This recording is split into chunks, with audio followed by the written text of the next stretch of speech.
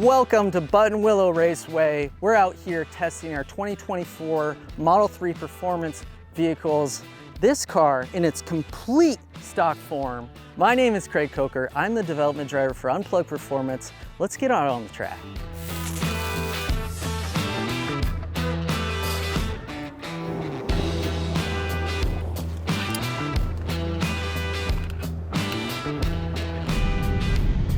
Okay, so here we are, our first lap in the stock Model 3.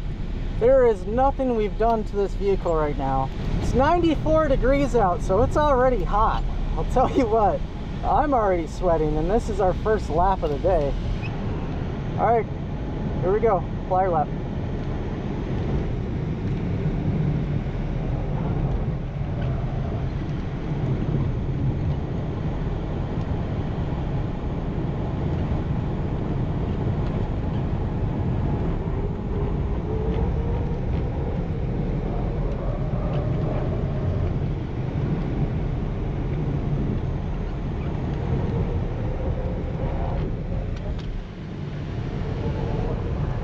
Grip is tough in these guys. You can already see the brakes are steaming hot.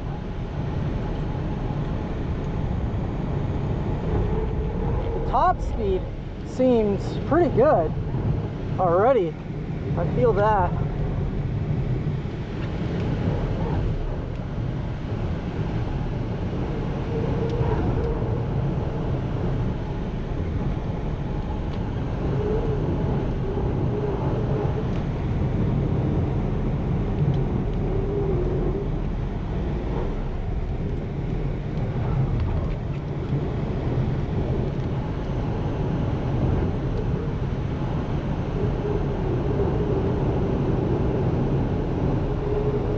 Balance feels all right, but whew, a little bit of body roll.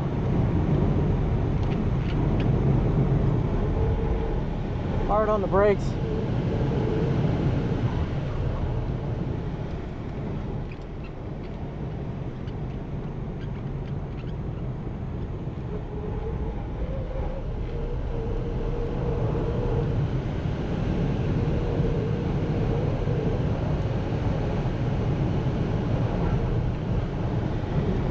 All right, glasses.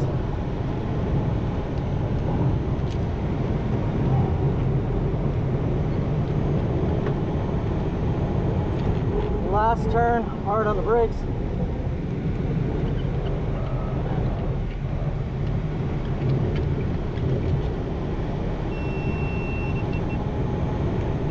And we're through.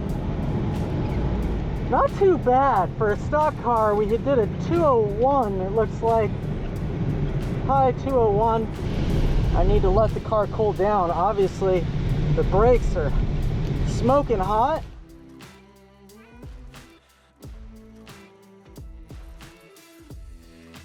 All right, so I just did my first flyer of the morning, and I have to say that Tesla did a pretty good job in the new variant Model 3. The highlights of that, which I really love, is the adaptive damping. The control of the vehicle is a little more predictive. So what they've done there is pretty good, and they've added a little bit of aero to the car, and I feel that as well. It seems like the top speed is a little bit better. Potentially the thermal in the battery feels a little bit better. What I didn't really like about the car is the body roll. There was a lot of it. It seemed a little excessive. And so through mid-turn, you know, it was a little unpredictable while I was trying to manage that turn and keep my momentum. Certainly with the grip on the P0s, I think that can be improved. We've tested the car in its stock form. So we're gonna start this R&D process with two phases. The first phase is what I like to call your entry setup for the enthusiast that maybe likes to do spirited driving in the canyons. And then the second phase is for your track focus setup. While our boy down here, Farron, ties up the sway bar, I want to bring your attention towards the wheel well and look at the brakes. But we've added our springs. They lower the ride height, but also they're dual rate. Essentially, it's a little softer at the beginning, and then as it compresses, it gets stiffer. And what the springs also do is that it lowers the car a little bit for a better center of gravity. That helps with vehicle dynamics in both the suspension and delivering weight distribution and all that stuff. Unplugged has measured the spring rate of the OE springs. There is a lot of different options that Unplugged has between ride heights of springs, spring rates and stiffness, softness, and this is what we want to do initially just to test. You can see here we have the up bar about to be fully installed. It will help balance out the car a bit. Like I said earlier, I had a lot of body roll. This will help mitigate that body roll, but also balance out the whole car. It's a little bit stiffer, but it also has some other settings that we can test out and see how that works with this new version Model 3. All right, so this is my favorite wheel of Unplugged, the UP03, 20-inch, 10.5 width, because we have a staggered setup. The front will be 9.5, and what's so great about this wheel is it's been through a lot, especially out here. I've been in some violent situations, jumping curbs and everything, and these are solid. I can't tell you enough, like they are a strong wheel. So diving into the details of the stock staggered setup versus what Unplugged is currently put on here is a little bit wider all around. Wider wheels in the rear, wider wheels in the front, including a better contact patch, both rear and the front. They're also wrapped with the Michelin PS4s. This tire should be a little more grippier over the stock P0s. And you know, we'll only be able to tell when we get out on the track. So let's go do that.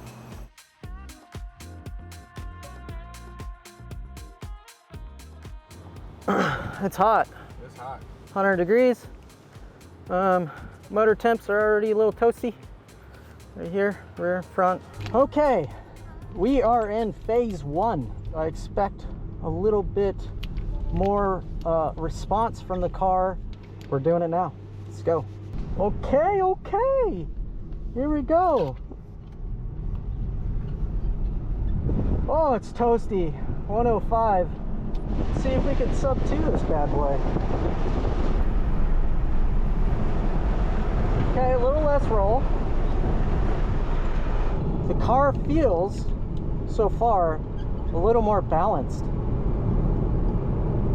It's holding rail. All right, coming in last turn.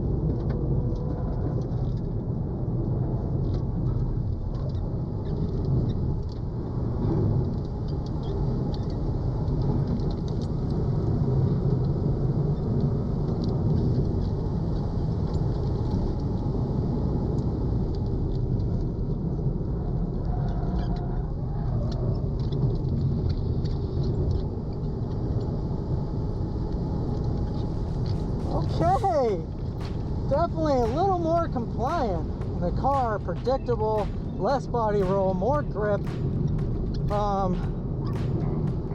Feels good. So what we got out of it? 157.9. That is an improvement almost by 4 seconds. Impressive, I think. The car has changed. Certainly, we have exceeded thermals in the brakes. Also, motor temps are high, but that was incredible, my friends. Definitely an upgrade. 100% upgrade. There's no doubt about it. The car feels predictable and compliant through the whole turn. Not just mid-turn like what I was talking about with body roll and everything, but entering the turn, mid-turn, apex, exiting the turn. It felt good. The sway bars, they are, I feel improvement for the body roll, but also complement the dual rate springs together. This is great data. I'm very happy with the results so far. Whew. All right, we just finished up phase 1, and now we're moving into phase 2. What that looks like is 5 different components. We have the Race Pro one-way coilovers and a higher spring rate. Then we have the carbon ceramic big brake kit in the front. We have the full catalog of up suspension links, both front and rear. And then we also have wider wheels and tires with Michelin Cup 2Rs, a much stickier tire. And then we're gonna swap out the street and track bar for the race bar and see how that differs. All right, we just got this off the lift. We are now entering phase 2. Let's get this thing on the track.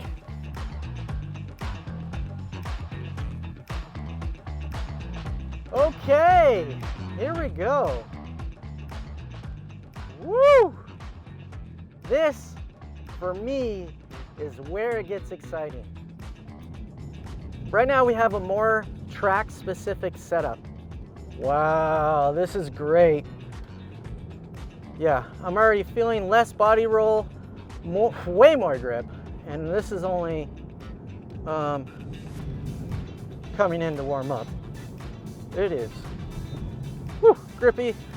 Car feels so stable. We have the Cup 2Rs on here. They're staggered, 305 in the rear, 275 in the front. Cup 2Rs. This isn't the Cup 2, this is the Cup 2R. All right, coming in last turn. Let's go, boys.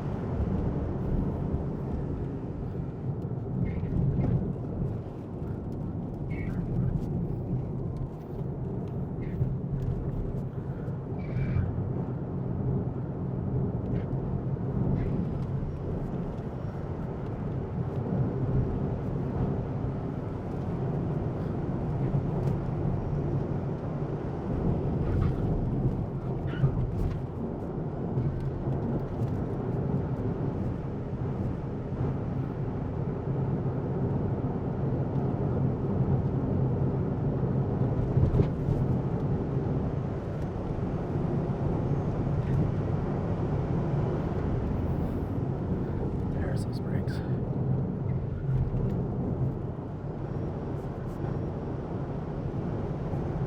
Track's a little loose.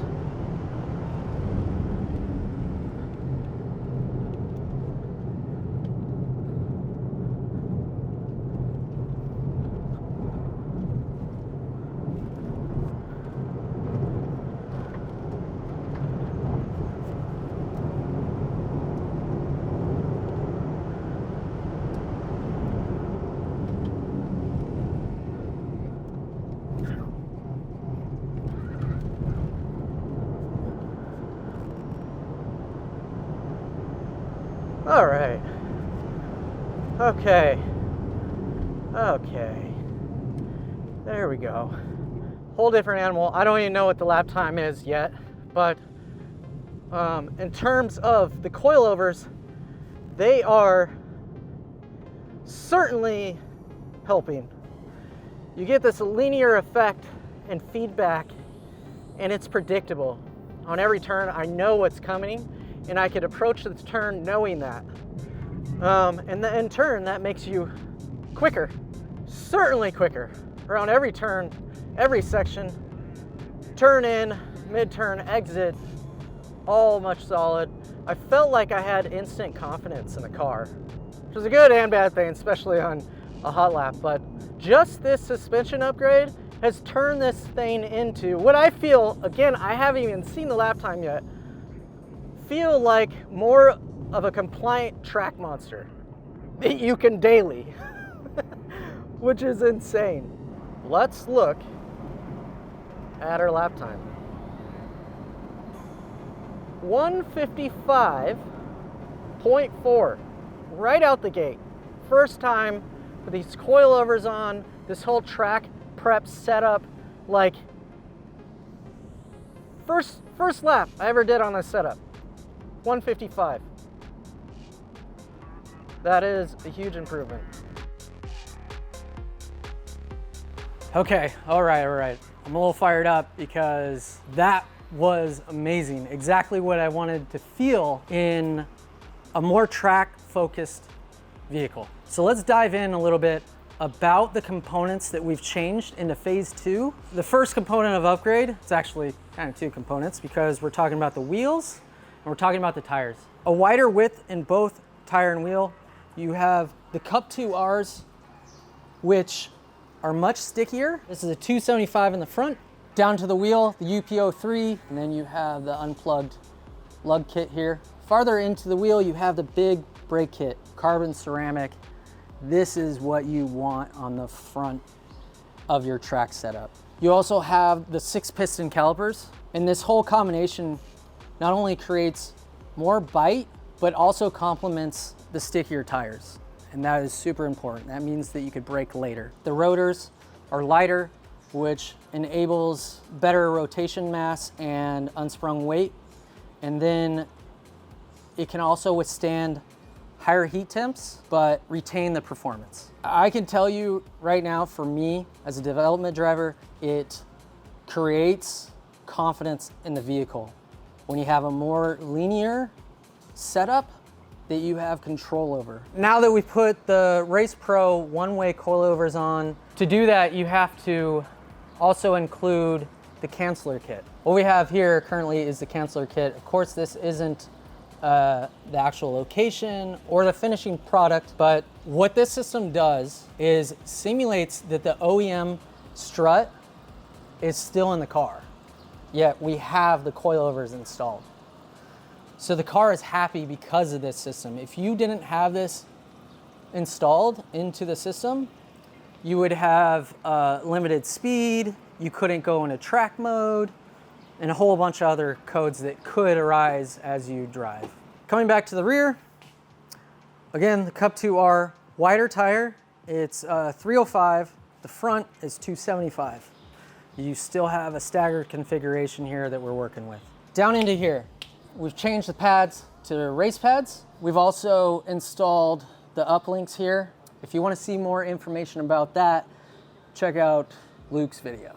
And then we have the coilover setup adjustment up here, 32 clicks. This is the Race Pro one-way kit. And then you can see your sway bar back here. This is the race bar with 3 adjustments.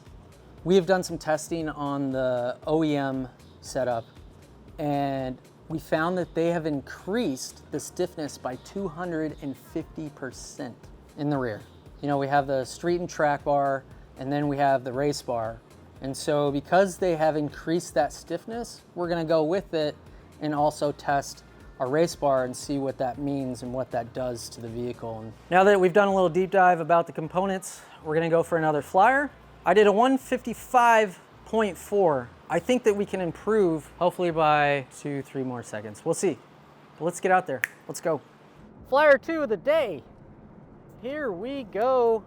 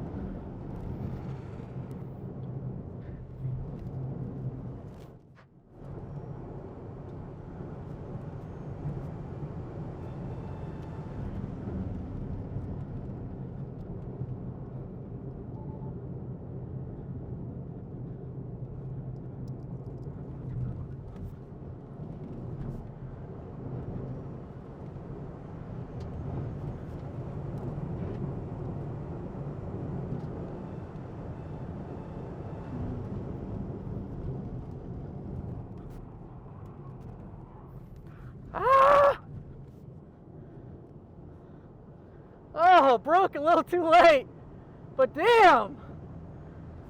Woo! This thing is fast and biting. Holy Toledo! Oh! Let's see what we have here. 156, even with that mess up, is insane. I would have been 53, 54 maybe. I could already tell in the turns, like, predictable. Confidence inspiring. Wow, that was awesome. I was cruising. Not all laps are the best, right? But either way, I was ripping, boys. And I like, I like that that's just how the ending might be. I obviously didn't improve with my lap time, but we gathered data. And that is always what's important out here. It's 110 degrees. 110 degrees, I'm sweating. My shirt's just sweating. It's insane. But I'm confident. The biggest takeaway here is that I'm confident that we're moving in the right direction of what the car needs. So, stoked on this. I'm so hot, I'm sorry. The car's so hot, it's over 110 degrees out here. That's somewhat the point. Why we're out here is because we want to stress the vehicles out in an environment that is beyond tolerable. And this is that. Okay, the big win here is the canceller kit with the coilovers. It works. That's amazing. I'm excited about that. I'm excited to do some more development. This is a track and street monster. I can go home right now, grab my kids the next day and take them to school. Like, that's insane. Pulling a 55 in this car. I did a 155.4 and I messed up on the last turn. That's pretty incredible to me because that's like maybe 2-3 seconds right there that I lost. The track surface is so hot right now. You feel it in the tires. It's like you're not getting optimal grip, but we're still able to make a respectable lap out here with that. So from here, I hope you enjoyed the video. Like and subscribe, and we'll see you next time.